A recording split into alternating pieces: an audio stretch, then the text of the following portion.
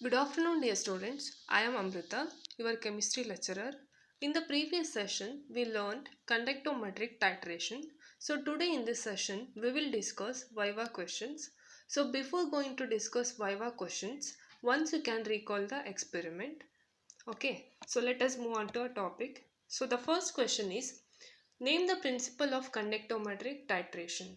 So here in the conductometric titration, you will use acid mixture as an analyte and sodium hydroxide as a titrant. So analyte contain hydrochloric acid and acetic acid, whereas titrant contains sodium hydroxide. That means analyte having a hydrochloric acid. So this hydrochloric acid is considered as a strong acid. It undergoes complete dissociation. And another important thing is hydrochloric acid contains H plus ions.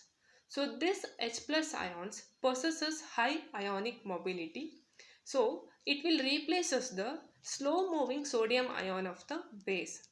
So invariably these two ions are differ in their ionic conductivity. So this is the principle of conductometric titration. So the next one is why conductometric titration is used. So here in conductometric titration, it is used to measure the conductance of the solution. This is the one thing. And another one is its major advantage is it is used for measuring the conductance of the colored solution. So this is about a conductometric titration application. So the next one is which electrode is used in the conductometric titration. So here once you can recall the definition of electrode. Electrode means the substance which conduct electricity is known as electrodes. There are two types of electrodes you observe. The one is reactive electrode and another one is inert electrodes. So let us define reactive electrode. Reactive electrode means this electrode is actively participate in the reaction. For example, zinc, copper and lead is considered as reactive electrode, whereas inert electrode means this electrode is not participate in the reaction. For example, platinum, gold and graphite is considered as inert electrode. Okay, so in the conductometric titration, usually platinum electrode is used. Remember, in conductometric titration, you will use platinum electrode. Okay, so the next one is why platinum electrode is used in the conductometric titration.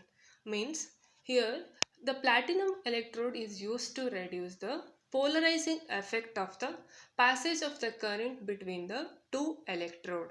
That means remember the word polarizing effect. Once again you can recall the definition of polarizing effect. So in electrochemistry, polarization means it is referred as effect of reducing the efficiency of a batteries is known as polarization. So in conductometric titration, if you use platinum electrode, it will reduces the polarizing effect of the passage of the current between the two electrode. So the next one is what are the advantage of conductometric titration.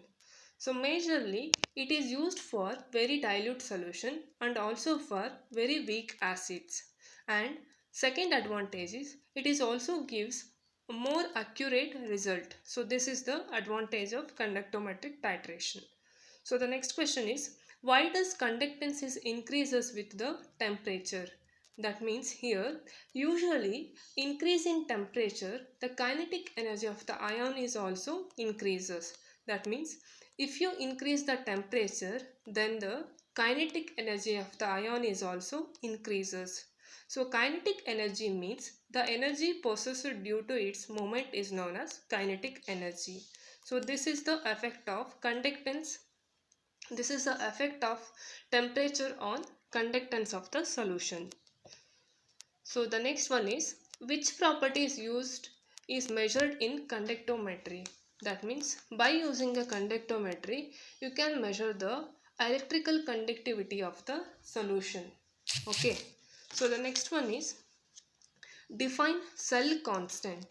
So cell constant is defined as it is the A ratio of separation between the two electrodes divided by the area of a cross section of the electrode is known as cell constant.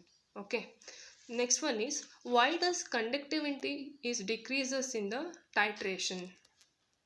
So here hydrogen ion of the acid is exchange the cation of the base. So because of this reason, initially the conductivity is decreases.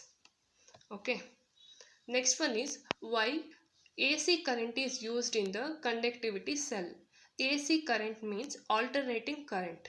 Why alternating current is used in the conductivity cell means, here in conductivity meter or conductivity cell, if we apply DC current, okay, so DC current, it will lead to the electrolysis of the solution taken in the cell.